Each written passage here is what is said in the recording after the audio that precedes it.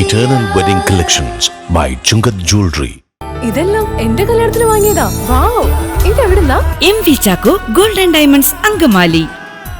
നടിയെ ആക്രമിച്ച കേസിൽ മുൻ DGP ആർ ശ്രീലേഖയ്ക്ക് നോട്ടീസ്. കോടതിയലക്ഷ്യം നടത്തിയതിനാണ് വിചാരണ കോടതി നോട്ടീസ് അയച്ചത്.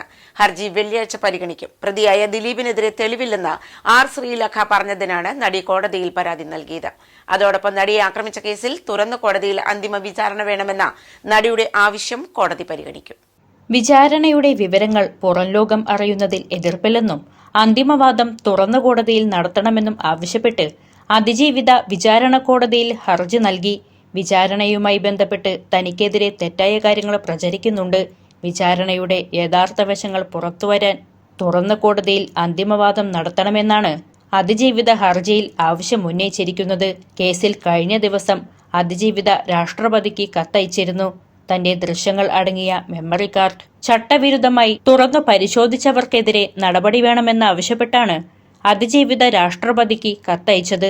നടിയെ ആക്രമിച്ച കേസിൽ ദിലീപ് അടക്കമുള്ള പ്രതികൾക്കെതിരായ വിചാരണ അന്തിമവാദത്തിലേക്ക് കടക്കുമ്പോഴാണ് അതിജീവിത രാഷ്ട്രപതിക്ക് പരാതി നൽകിയിരിക്കുന്നത്.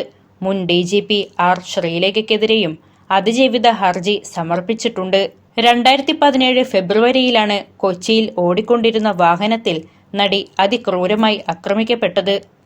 നടൻ ദിലീപ് ഉൾപ്പെടെ 9 പേരാണ് കേസിൽ പ്രതികൾ. 2 പേരെ നേരത്തെ പ്രതിപട്ടികയിൽ നിന്ന് ഒഴിവാക്കുകയും ഒരാളെ കേസിൽ മാപ്പുസാക്ഷിയാക്കുകയും ചെയ്തിരുന്നു. കേസിലെ 1-ാം പ്രതി പൾസർ സുനിക്ക് 7 വർഷത്തിനു ശേഷം കഴിഞ്ഞ ദിവസം സുപ്രീം കോടതി ജാമ്യം അനുവദിച്ചിരുന്നു.